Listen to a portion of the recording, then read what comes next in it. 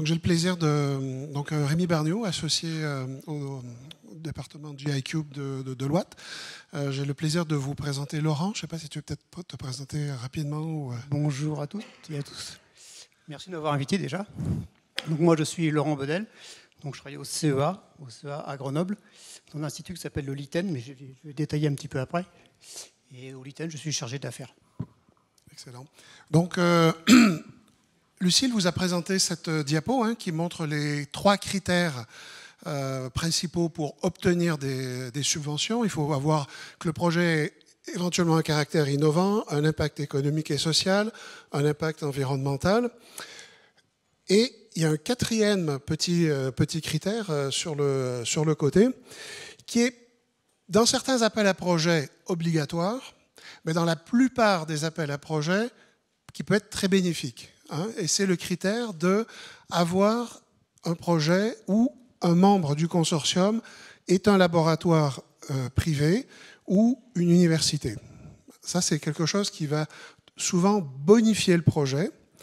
Dans le régime européen des aides d'État, vous pouvez avoir une bonification des fois de plus 15% ou plus 20% du financement possible de votre projet, si vous travaillez avec un laboratoire.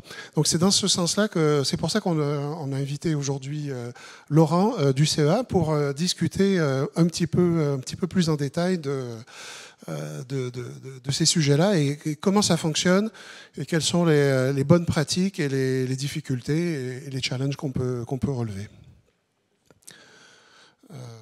Donc tu peux peut-être présenter rapidement, si tu veux, le CEA LITEN. Le CEA, ouais, donc je vais commencer par introduire le CEA. Donc le CEA, c'est le Commissariat à l'énergie atomique et aux énergies alternatives. Donc c'est un acteur majeur de la recherche scientifique et technologique en France. Nous sommes un peu plus de 21 000 personnes en France, réparties sur différents sites, et dont à peu près 16 500 permanents. On travaille activement sur 4 thématiques.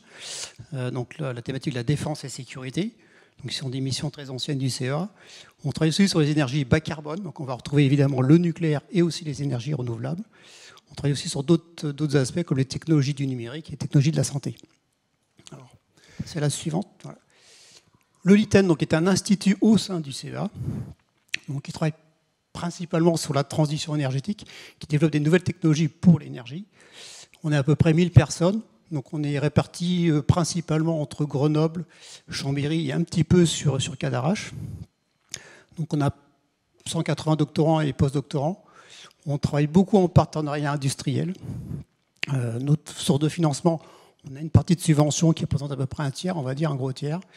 Et le reste, c'est des financements via des projets. Donc soit des projets institutionnels au niveau national ou européen, ou alors des partenariats directement avec des partenaires industriels. Donc vous êtes très motivé à établir des partenariats parce qu'en fait, avec le privé, parce que la plupart de votre financement vient de là en fait. Et puis on a un statut RGPD, on est un EPIC, c'est-à-dire que nos salaires ne sont pas payés par l'État, on doit financer nos salaires dans les projets de recherche. Voilà. D'accord. Donc au niveau budget, on a un budget d'à peu près 160 millions d'euros. Donc une grande partie vient évidemment aussi des projets institutionnels, donc nationaux et européens. Voilà. Donc on développe des technologies, donc évidemment on brevette, on protège nos innovations. Et l'une de nos missions et l'une des missions du CEA, c'est de transférer ces technologies vers l'industrie. Le CEA n'exploite pas ses connaissances, il les transfère vers les partenaires industriels. Et le CEA fait un organisme qui a des missions, et l'une de nos missions, c'est de les transférer vers l'industrie. Voilà. Donc on est actif dans différents domaines. Donc on travaille évidemment sur la production d'énergie renouvelable, avec une grosse activité sur le photovoltaïque, haute performance. Énergie renouvelable veut dire aussi intermittence, donc il faut travailler sur les solutions de stockage et de flexibilité. Donc on est actif sur les batteries, le vecteur hydrogène dont on vient de parler. On travaille aussi sur du stockage de chaleur. Il faut savoir que la chaleur, c'est une grande partie de l'énergie produite en France, qui sert pour l'industrie et aussi pour l'habitat. On travaille sur tout ce qui est système et réseau, efficacité énergétique, parce que bon, produire de l'énergie, c'est bien, il faut aussi avoir de l'efficacité énergétique, parce qu'il va falloir qu'on baisse aussi notre consommation d'énergie. Et on travaille aussi, bien sûr, sur les aspects économie circulaire. On va travailler effectivement sur les aspects matériaux, chimie. Et on travaille aussi sur l'économie circulaire du carbone. Parce qu'on dit qu'on va décarboner, ce qui n'est pas vraiment le bon mot. On va plutôt défossiliser, parce que le carbone, on en aura toujours besoin. Et donc, on travaille sur ces activités-là pour recycler du CO2. Et on travaille aussi sur les aspects biomasse et déchets, qui sont aussi avant tout une source de carbone. Voilà. D'accord.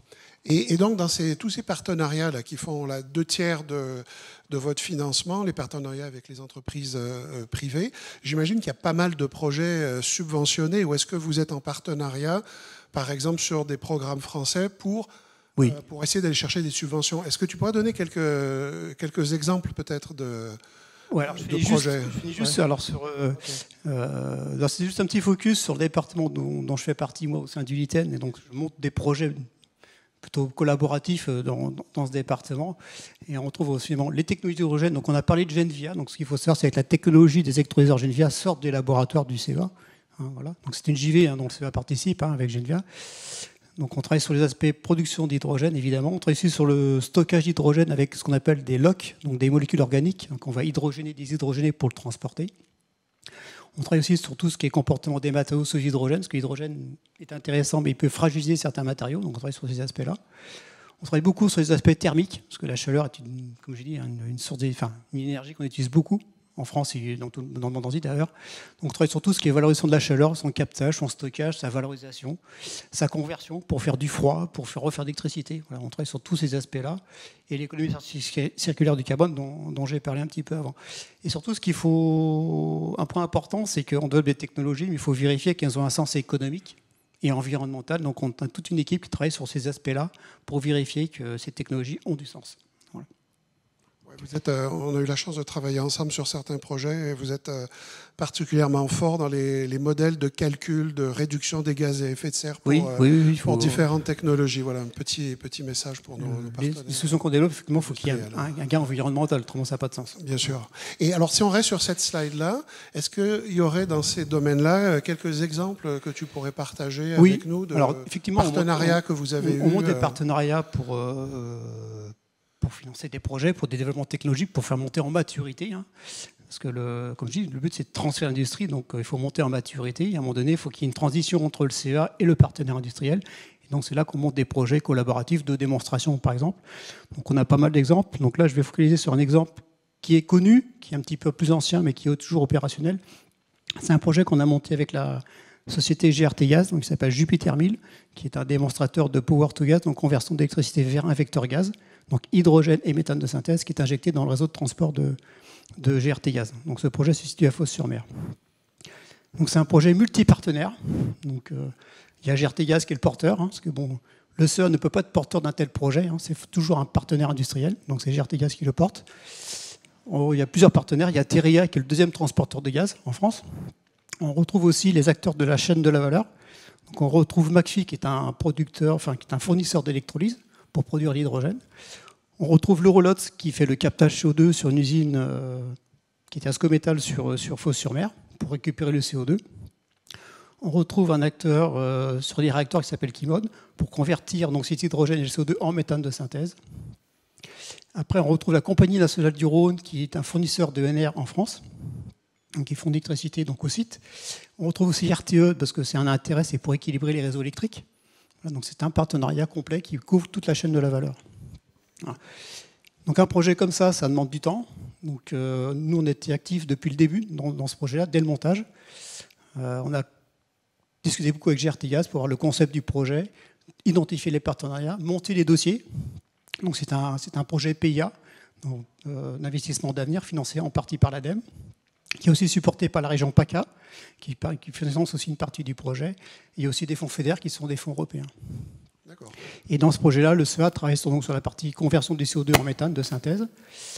Et puis il travaille aussi sur tout ce qui est évaluation technico-économique et environnementale et fait aussi le bilan énergétique de chaque brique technologique.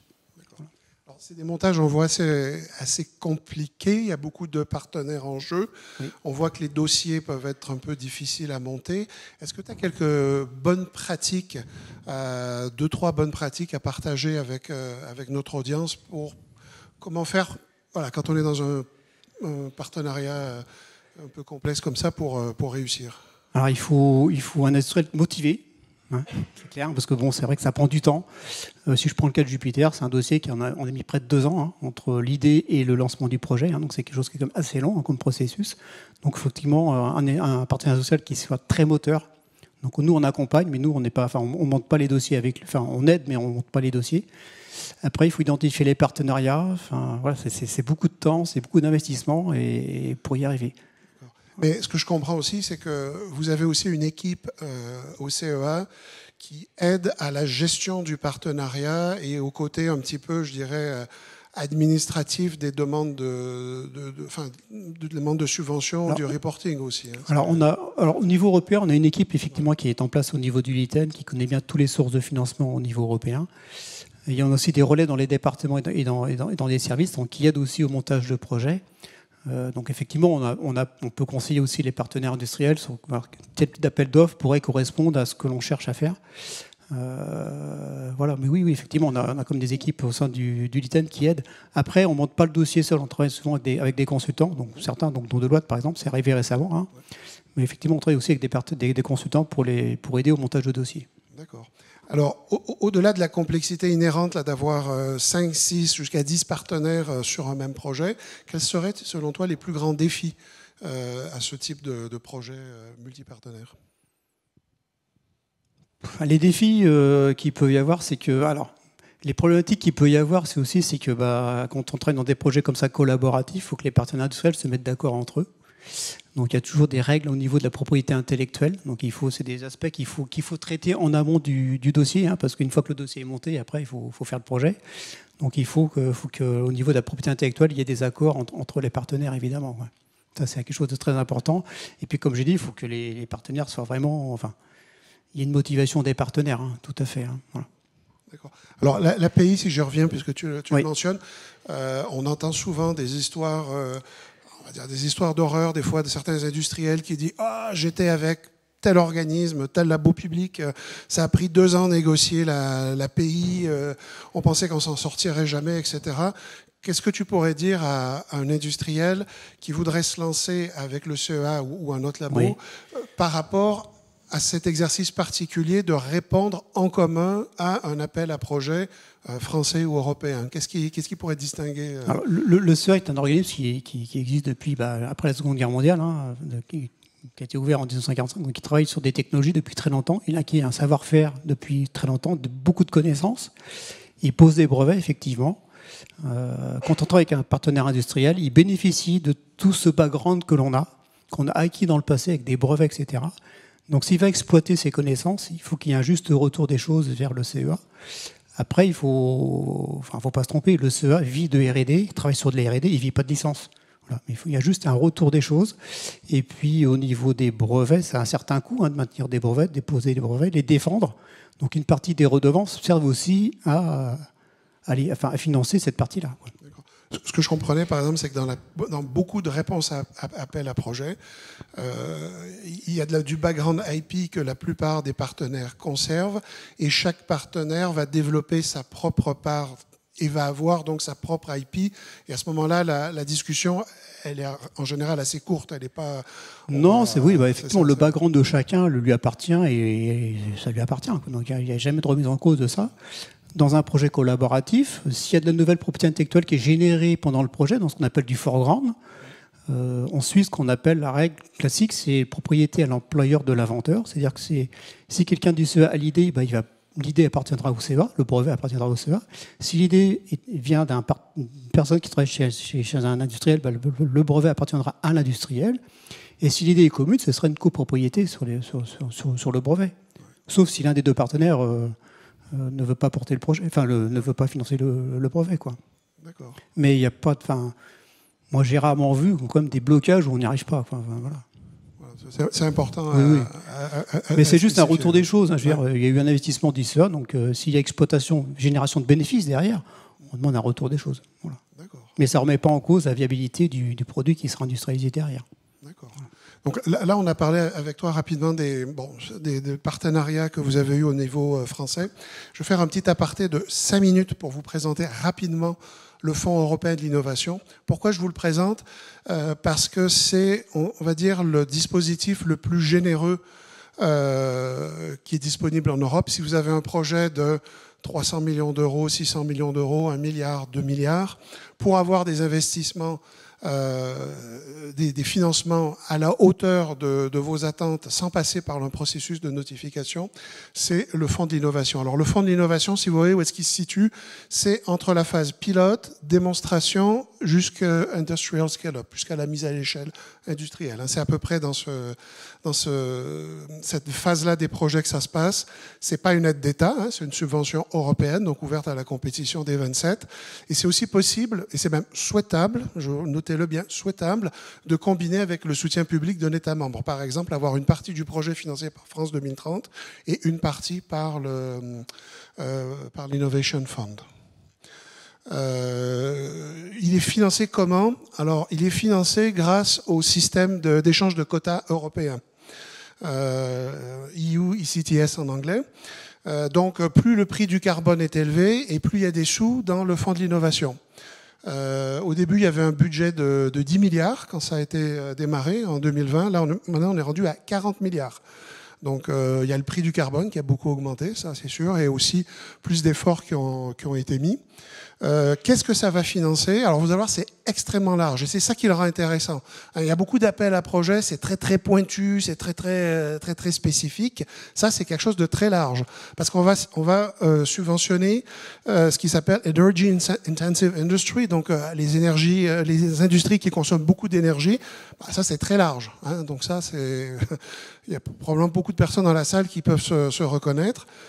Production de composants ou d'énergie renouvelable, stockage d'énergie, capture, stockage et utilisation du carbone, et le petit nouveau, la mobilité net zéro et les buildings efficients. Ça, c'est quelque chose qui a été rajouté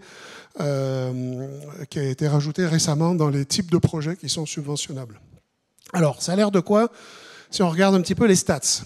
On est rendu au troisième appel.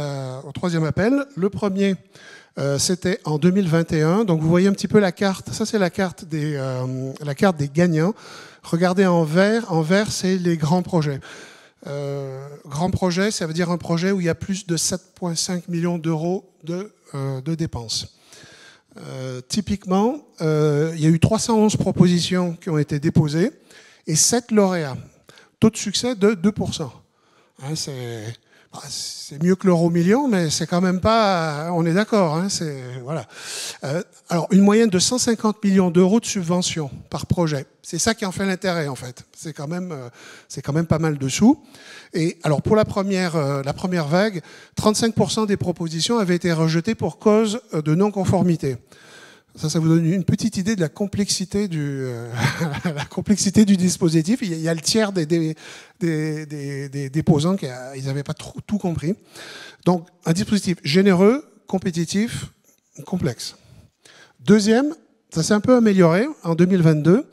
Alors là, le budget a été augmenté à 1,8 milliard et il n'y a que 139 propositions qui ont été déposées. Je pense qu'il y en a beaucoup qui ont été refroidies au premier call. Il y en a beaucoup qui ont redéposé une deuxième fois. On a accompagné quelques clients dans ce cas-là et ils ont eu du succès. Donc ça c'est peut-être une des premières leçons à retenir. Ne vous laissez pas décourager. Vous ratez le premier appel, vous redéposez pour la deuxième ouverture. Et vous ratez encore, vous redéposez pour le troisième. Enfin, le dossier, il est monté. Il y a des modifications à faire. Le projet évolue, mais ne vous laissez pas décourager. En plus, vous apprenez à chaque fois. Surtout quand c'est un processus un peu compliqué. Et là, donc, on a eu 17 lauréats. Et donc là, le taux de réussite est passé à 12%. Voilà, c'est déjà un peu plus raisonnable. Sachant que pour monter un bon dossier Large Scale Innovation Fund, nous, on estime qu'il faut investir entre 500 000 et 1 million d'euros en frais internes ou de consultants, ou enfin tout compris, pour monter un dossier qui se tient. Après, le jeu en vaut la chandelle aussi, 105 millions de subventions en moyenne pour ce deuxième call. Il y a aussi 2 projets qui n'ont pas terminé le processus d'accord de subvention. Voilà, ça c'est des choses qui arrivent, entre autres un projet qui avait gagné et qui a décidé d'aller aux États-Unis à cause de l'IRA. Voilà, ça c'est un cas concret où la compétition est féroce. Troisième. Ils viennent de se finir. On attend incessamment la liste des gagnants. 3 milliards de budget, 239 projets. Le financement total demandé s'élève à 18 milliards, et puis on a 3 milliards. Donc vous voyez tout de suite que tout le monde ne sera pas gagnant. On estime qu'on sera aussi autour d'entre 10 et 15% de gains aussi. Donc c'est ce qui semble se profiler pour l'Innovation Fund. C'est ce type de chance de succès. Alors 10-15%, c'est pas énorme. Et parmi l'Innovation Fund, il y a certains points qui sont un peu compliqués et antinomiques. Entre autres, je vais en mentionner un. Il faut que le projet soit innovant, mais mature technologiquement. Hein, ça va un peu dans les deux sens, quoi. Hein. Et c'est pas toujours évident. Et une façon, souvent, où est-ce qu'on peut arriver à résoudre cette quadrature du cercle, c'est justement en faisant appel à des organismes, des labos publics, pour qu'ils viennent apporter leurs pattes technologiques au projet industriel de base du client. Donc peut-être, on pouvait peut-être en parler un petit peu plus en détail. Laurent, quelle est votre stratégie au CEA Eliten pour ces partenariats européens en termes de financement? Alors, le CEA Eliten est un institut qui a été créé en 2004 ou 2005. Depuis le début, on travaille sur des projets européens parce que ça permet d'avoir du ressourcement, hein, parce que c'est des taux de financement qui sont intéressants. Donc, on travaille sur des projets européens depuis plus de 20 ans. Donc ça permet aussi de structurer les activités parce que c'est comme des financements qui sont pluriannuels, donc c'est comme des financements structurants. Donc c'est quelque chose que l'on fait. Donc sur la transition énergétique, effectivement, il y a énormément d'appels d'offres. On parle d'Innovation Fund, mais aussi d'autres appels d'offres qui financent des parties de transition énergétique, donc on travaille évidemment dessus. C'est quelque chose de très important. C'est pluriannuel. On participe aussi beaucoup dans des clusters européens. On travaille et aussi des associations. On travaille sur To Value Europe, par exemple. On travaille aussi à l'Émirie. On participe à l'Émirie. On participe à Aspire, qui permettent de définir aussi les feuilles de route européennes pour préparer aussi les appels d'offres futurs. Donc, on travaille aussi sur ces aspects-là.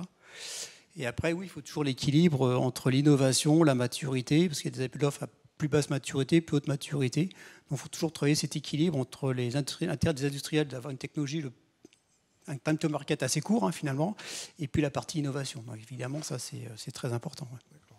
Et est-ce que c'est possible pour une entreprise PME ou grand groupe de se greffer à un partenariat déjà existant dirigé par le CEA, par exemple? Est-ce que c'est quelque chose qui...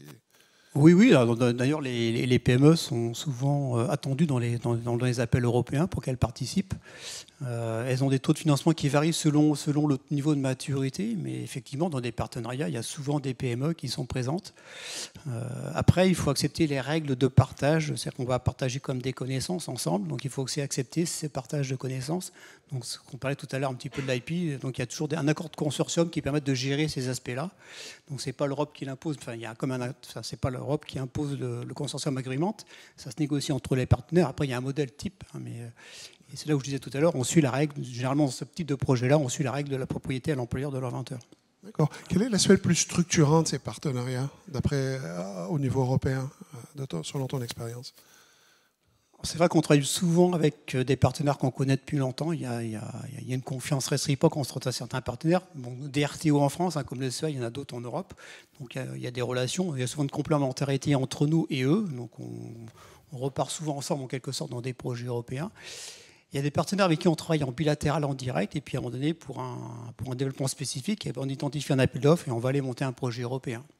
C'est quelque chose que l'on fait aussi régulièrement. Voilà.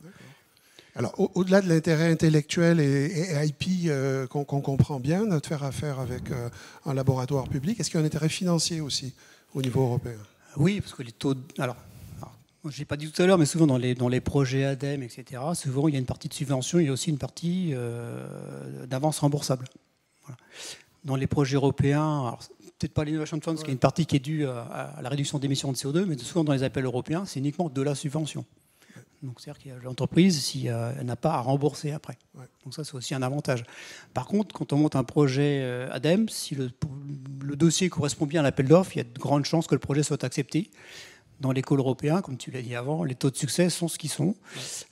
Voilà, souvent dans l'école classique, énergie, etc., c'est l'ordre de grandeur, c'est 10%. Donc c'est-à-dire qu'il faut 10 dossiers pour en avoir un, quoi. J'imagine que ce qu'on voit aussi, c'est souvent qu'avoir le CEA, le CNRS ou un laboratoire public dans le consortium, ça augmente aussi les chances, enfin les probabilités de succès en général. Oui, parce que c'est vrai qu'on apporte cette partie innovation qui est importante dans l'évaluation des projets. Hein. Effectivement, si tout est mature, il n'y a pas de financement parce que c'est mature. Donc pour avoir des financements, il faut de l'innovation. C'est vrai qu'on apporte cette innovation-là dans les projets. Effectivement, quand on participe ou des RTO ou autres en Europe, on apporte cette partie innovation qui permet d'augmenter les chances de succès. Écoute, je te remercie beaucoup, Laurent, d'avoir t'être prêté à cet exercice. Donc, ça finit un peu cette partie, je dirais, européenne.